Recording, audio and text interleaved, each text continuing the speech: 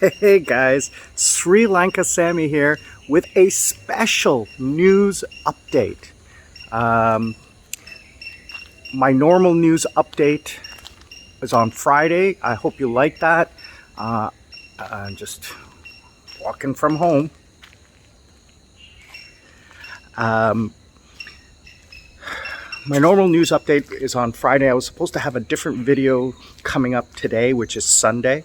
I'm filming this on Friday to get put up on Sunday about what is going. It's a squirrel. I don't know what he's doing. How you doing, buddy? A special news update about the situation in Sri Lanka and Pakistan and Bangladesh. Very cloudy day today. It's been cloudy and cold for the last 4 or 5 days. It has been overcast and cold. I'm actually walking out here. It's now 6 o'clock in the morning and I'm cold. I actually have goosebumps on my arm. I mean, it's cool, but compared to what it normally is like, it's cold. All right, so here's the intro. Skip it if you don't like it, but gotta play it.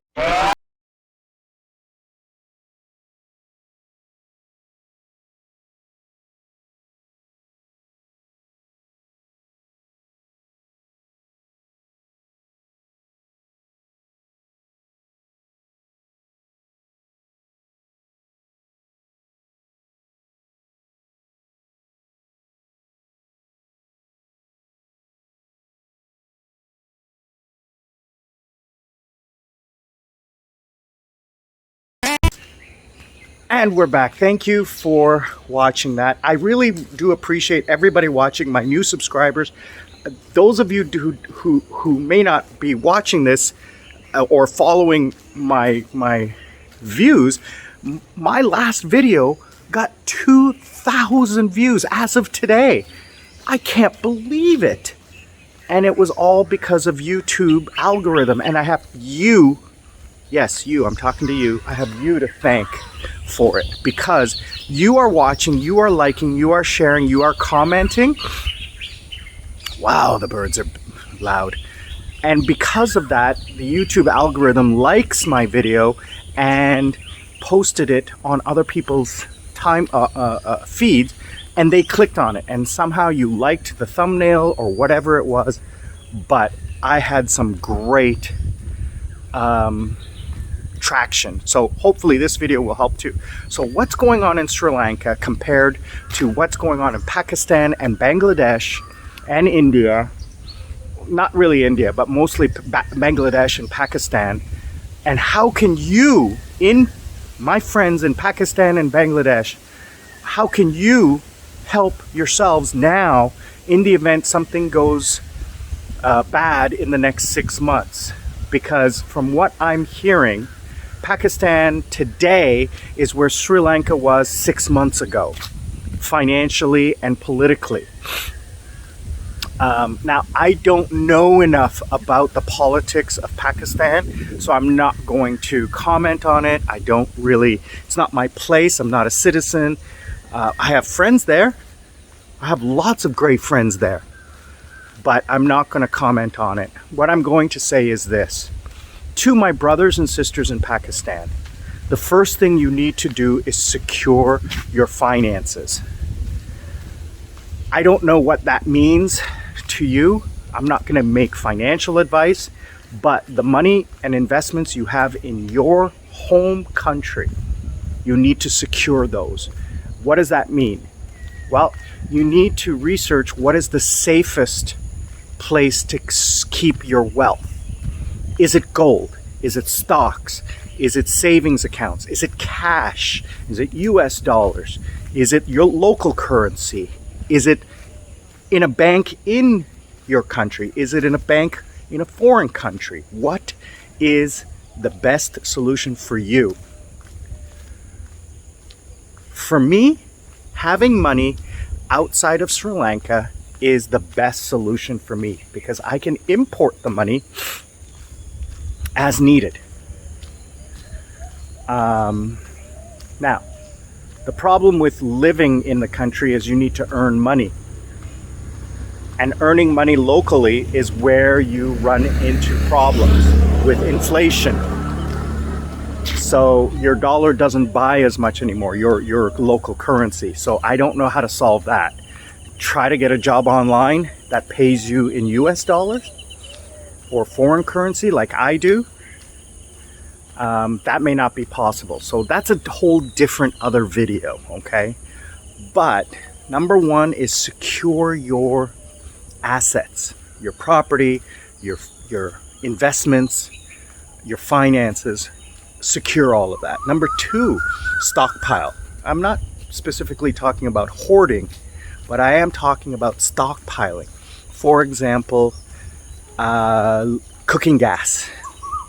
Had I known of what was going to be happening today, would have stockpiled it months ago. So stockpile that.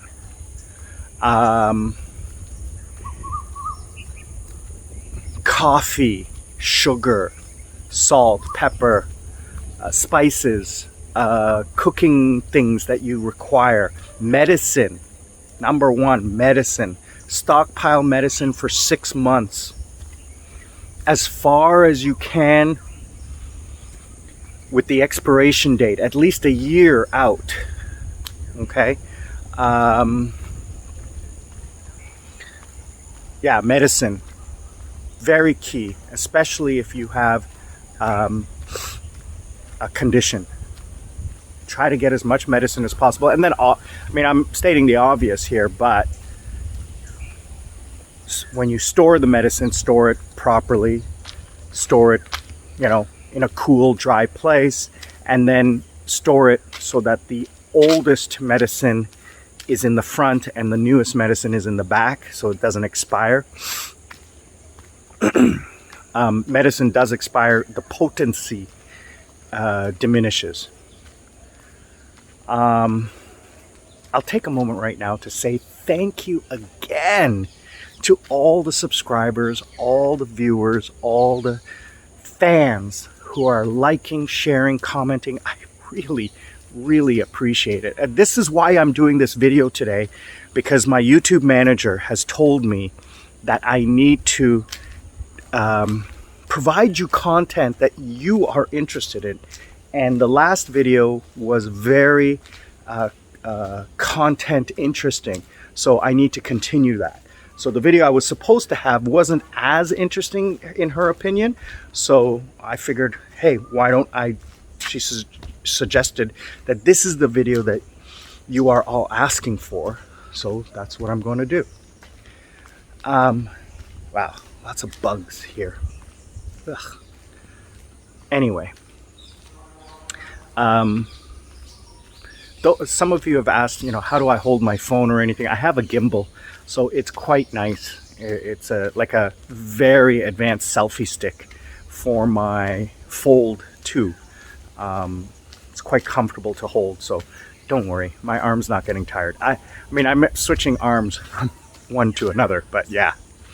And I'm just doing a walkabout in my community, my neighborhood. I don't like to sit at home with a talking head. And a bunch of you have said you like to see, you know, the background of the beautiful Sri Lanka.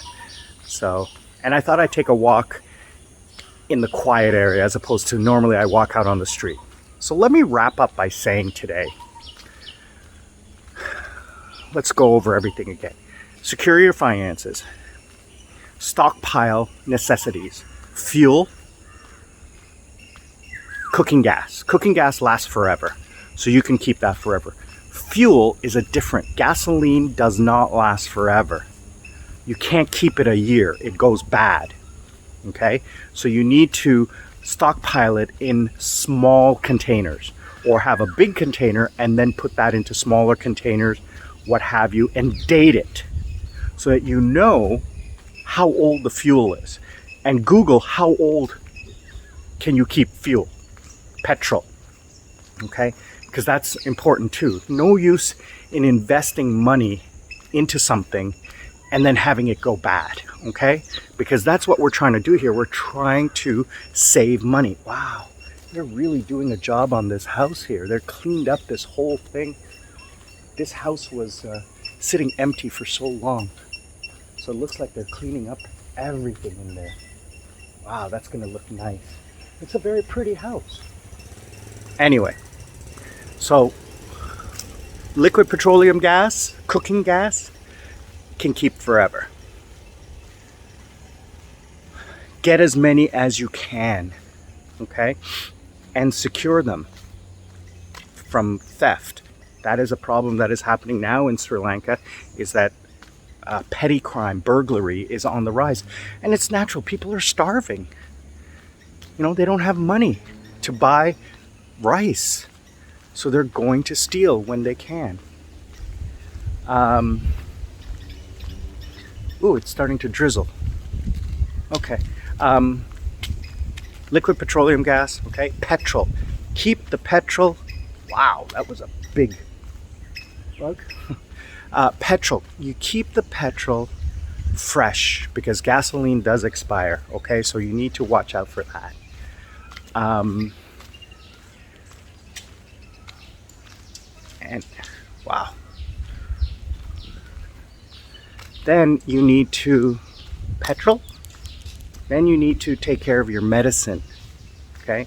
Get as much of it as possible. Store it as well as possible to ensure that you have it. The final thing is essential foods. So your basic staples, rice, canned goods. Stock up on the canned goods of essential nutritional foods. So for example, fruits and vegetables. So your beans, your corn, your tomatoes, those types of foods, and your fruits, okay, frozen fruits, get that stored up. Now the other thing that you should do, and this is the final thing, this is a huge investment, okay? Those things I just mentioned. I'm carrying a fly on my phone. What the heck? Everything that I mentioned before are things that you have to spend on that you will eventually use. So it's not like you won't use them. You will use them, you're just paying for them up front. These two items, you will have to invest a huge sum of money, and it is not a gamble, but it is an investment in the future, but it's not going to pay off right away. And that is solar power. Getting the solar power now, rather than when it is in high demand, is probably the best, which is what we're finding out right now. On that point, I would also suggest getting an electric motorcycle or an electric tuk-tuk or some type of electric vehicle so that you can avoid the future massive demand. Okay, so get the solar power installed. You can get it for as low as like $3,000 US to $5,000 US, depending on how big you want it. And then the final thing is biogas. Biogas for cooking. And here is my dog and my dad out for a walk. You know, you don't need a mask when you're walking out here like this. They're going out for their morning walk. Anyway, biogas. I am looking at biogas right now for the house. Biogas is a very simple, easy system. We're getting one for about $1,000 US. And basically it's 2 above ground tanks. You can do below ground, but it's much more expensive. And you need the space for it. We don't have the space for the truck to come in and dig out the garden. But biogas basically is like composting. I can't really explain it, but basically the one tank you put in the garbage, the food garbage, and they started off with some kind of brine, like cow dung and stuff like that, some kind of chemicals, not chemicals, biologicals, to start the process. And I'm assuming it's methane or methane or whatever hydrocarbons are produced from that decomposition. Then goes through a filter or something like that into another tank, and then produces blue flame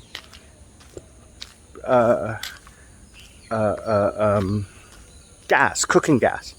So the system that we have will produce about 5 hours of cooking gas. I have been told that it is not for indoor use because the burning produces some, I don't want to say the word toxic, but not good gas offshoot. So basically get that installed before the crisis. Now it is an investment, but it is an investment that'll pay off in a few years. So to my friends in Pakistan, please take care of your family, take care of your loved ones, take care of yourselves, and be safe. Bangladesh just asked the IMF for $4 billion in aid. India seems okay for now, but I mean, this is going to be a global crisis, and if the region is